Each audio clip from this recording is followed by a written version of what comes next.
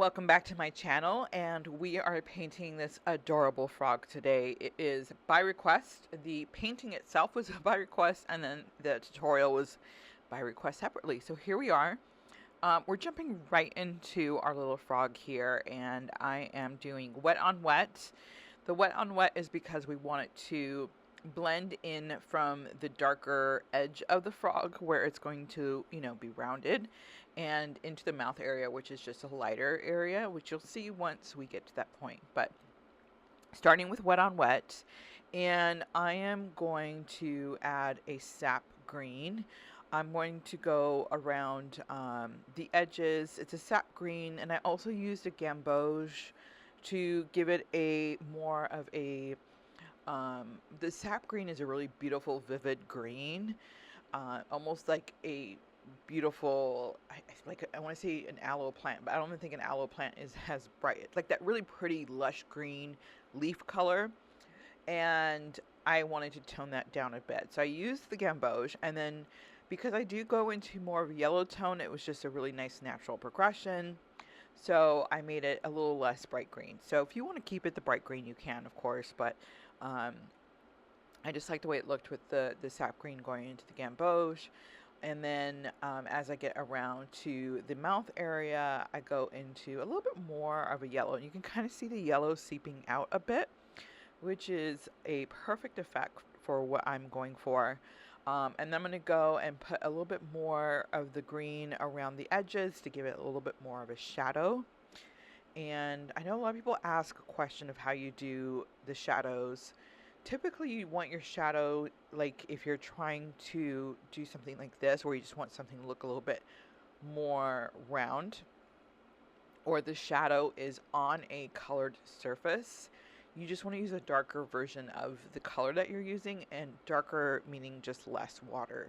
So you don't want to add like a black or anything. You just want to do a less diluted color, and then as you can see, it gives it that kind of really cool rounded edge, which is obviously what we're going for with this little guy here. And I don't know, I think he's really cute. I always wanted to do a frog and kept looking for inspiration pictures and just wasn't finding anything that spoke to me. And then, of course, when someone asked for it, I found some pictures that I liked and combined them to form this little guy here. So now you can see I'm putting the gamboge in there to blend him out into that yellow.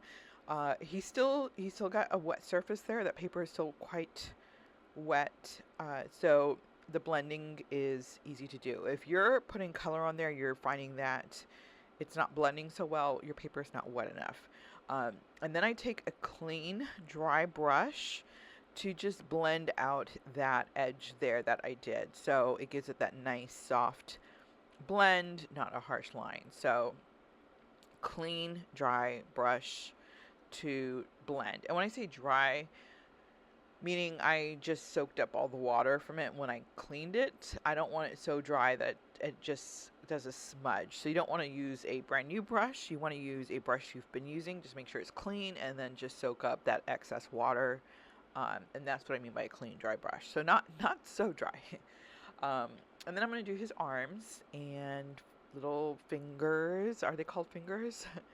Frog legs? Frog legs, I guess that makes sense. My husband always laughs at me because regardless of the animal, they have arms and legs to me. So like my dogs have 2 front arms and they have back legs. They don't have 4 legs. I always refer to them as arms, which he thinks is funny. They kind of treat them like arms. They use it to hold their bone and stuff. So they're like arms to me. Plus, I do tend to humanize my animals a little bit. And then I'm doing a little bit more of that gamboge again towards the fingertips here. So it has a little bit more of that yellow tone, also underneath the arm. So I think this is what really kind of gives this frog his character, is this mix of green and yellow. You could do all one color, of course, but if you do, I think it just looks better with the 2 tones. So that's just me personally. But I'm doing the other arm, and as you can see, I put a little bit of shadowing underneath his armpit. Like like I said, I humanize all my animals here. So I'm just doing his cute little nebby fingers here. They're adorable. Um, and I'm going to say something terrible and ask if you've ever eaten frog legs, which is probably the worst thing to say after I just said we're painting his cute little fingers here. But have you? I have not. I heard it tastes like chicken. How cliche is that? But I have not had frog legs. I don't think I've ever even been anywhere that offers it. And even if I had, I don't think I would be trying it. I have been to quite a few places that offer snail. We love French food, so we do go to like a lot of French cafes and stuff. And so, they tend to have escargot on the menu, but not the frog legs. I have not tried the escargot. I am weird with textures. I know a lot of people feel the same way, and I cannot. I cannot even think about. I'm literally getting nauseous right now just thinking about it, just because I just think of that really gross, mucusy texture that they seem to have. I'm sure it tastes wonderful, but I will never personally find out. So, anyways, moving on to I know it's so terrible. I just combined French food eating with this painting of this adorable frog. I apologize. So we're doing his back legs. So funny story. One time, I forgot what my daughter was doing. She was really, really young. She was, I want to say, an infant. And I don't know why I said it, but I said her back legs to my husband. And he just said, her back legs? And I said, yeah, her back legs. And he just kept repeating, and I didn't understand what his issue was. Like, why do you keep repeating this? Yes, her back legs. And then after a few minutes, it finally dawned on me, like, oh my God, she's a human being. She doesn't have back legs. She just has legs and arms. So while I tend to humanize animals, I apparently tend to animalize humans. So there's that. I just added the frog spots to him. I just use sap green directly from paint to paper. So wet on dry. He's got to be pretty dry to do this, or you're going to get that blooming effect, which we don't want. And just all I did was pour the sap green on my palette and took it directly to him for his spots. I also kind of outlined around his eye area and shadows, and adding the shadows and stuff with that green, just to give it that kind of nice dimensional contrasty look. I'm speeding it up a bit because it's just getting a little tedious here. And now I'm just going to do a little shadow underneath his little mouth. So I'm using just a really, really, really, really washed out black to make gray. I guess I could buy gray paint, but I don't have gray paint. So I'm just using a very washed out black. If you have gray, then use the gray. And then for around the eyeballs here, like the eyelids, I guess this is like an eyelid. I'm using just a very, very, very watered down sap green. So I just want to give it a little bit of a tint to that. And in fact, once I put the eye color, the black in there, this almost looks white. It almost looks like the white of the paper. So that's how pale that green is. And now I'm going to add some of the same shadow to the pot. Again, just a little watered down black to give it a gray. I mean, you can obviously do any color pot you want. When I taught this class in person, I gave everybody the option to pick whatever color they wanted with the flowers in the pot, and pretty much everybody but one person went with the gray as well. So I think I think everybody kind of had the same thought of, we wanted the focus to be on the frog and not the pot. But I have to say that the person who did a different color, she did like this really pretty wine color, Bordeaux color for the flowers, and then the pot was a similar color, and it was a really, really striking painting. It's beautiful with the two colors combined. So, and it did not take away from the frog at all. So if you're worried about that, I can speak from seeing it in person that the colors on the pot just does not take away. This frog, he stands out on his own. I also had everybody name their frog too, which I'm sure we found annoying, but I did. And there were some cute names. Somebody, I think, came up with the name Elvis Presley, which I found suitable for some reason. But yeah, so anyways, we just finished up the pot. Lots of shading, lots of shadowing. And now I'm going to be doing the stems of the flowers. I think they're called are these lazy Susans? Lazy-eyed Susans, right? Lazy-eyed Susans, I think. Um, and I'm just going to do the leaves, just coloring them in.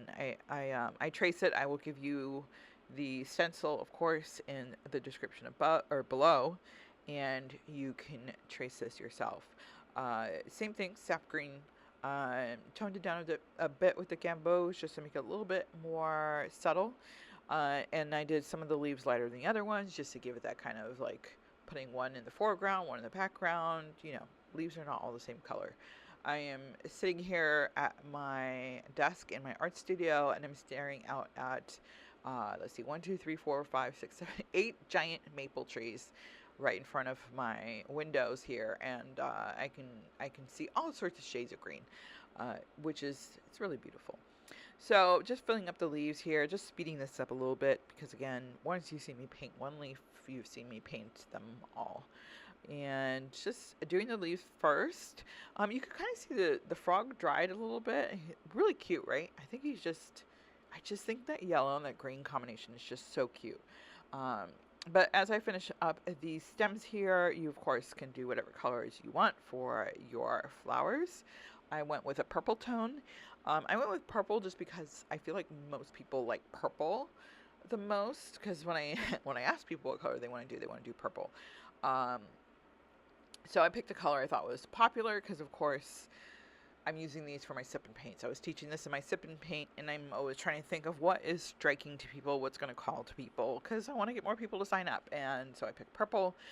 If it were me by myself, I'd probably go with like a yellow-orange tone or even maybe a wine color. I tend to like more earthy colors. I'm not a big fan of purples. I don't think I own anything purple, so I'm just not a purple person. So I'm doing the eyes in a solid black, and very, very important to leave the shine of the eyes because that's really what gives this guy his character.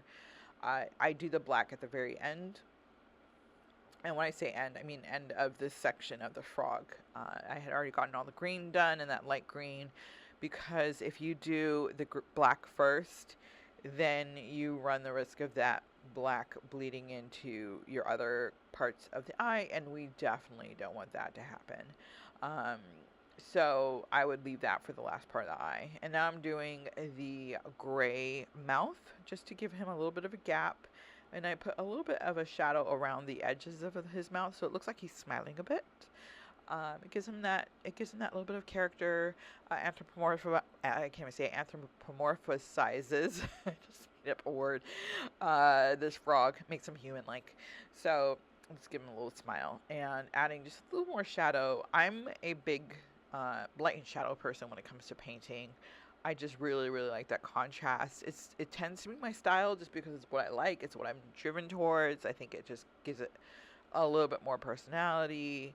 So I just like that shadowing. So you'll see me do quite a bit of shadowing in general on my painting. So because he's got these like sticky fingers, he would be touching the pot with just the fingertips, and because of that I'm adding a little bit more shadowing underneath the webbing of his fingers because it's raised from the pot just a bit, so it would be more natural to have darker shadows underneath there versus his fingertips because it is just a touch above the pot, so it gives it that look of his fingertips being kind of touching the pot while the palms of his hands are not. Same with his back legs, which are kind of gripping the edge of the flower pot there. So hopefully that made sense. So of course now we are going on to the flowers. So I'm doing a wet on wet technique to do the what I never know what the center of the flower is called. Whatever that center part of the flower. I'm going to do that also with the actual flower petals. The wet on wet. So this is a Venetian brown for the center of the flower. I like it because it's a brown, but it also has like a red undertone. So I think it's pretty perfect for a flower like this. I'm doing this brown, of course, for all of the flower centers. the Venetian brown, and then I will do the flower petals. Both will be a wet on wet technique. These are, I want to say, I don't think they're my favorite flowers, but they're up there. I really love these guys. And it's such a weird name for them too, right?